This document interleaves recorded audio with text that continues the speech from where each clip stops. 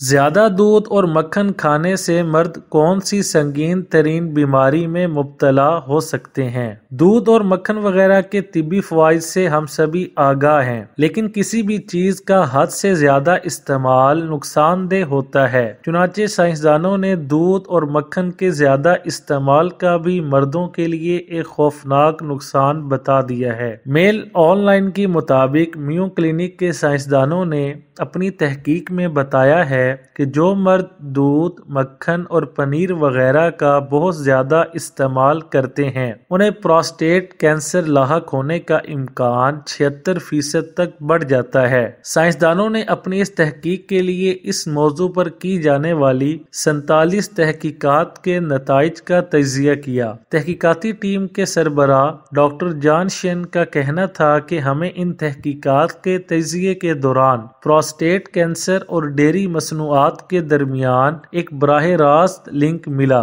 جب ہم نے اس لنک پر تحقیق شروع کی، معلوم ہوا کہ جو مرد ڈیری مصنوعات زیادہ استعمال کرتے تھے، انہیں پراسٹیٹ کینسر لاحق ہونے کے کیس دوسروں کی نسبت کئی گنا زیادہ رپورٹ ہوئے۔ دوران تحقیق یہ بھی معلوم ہوا کہ جو مرد پودوں سے حاصل ہونے والی خوراک زیادہ استعمال کرتے ہیں، انہیں یہ کینسر لاحق ہونے کا امکان نہ ہونے کے برابر ہوتا ہے۔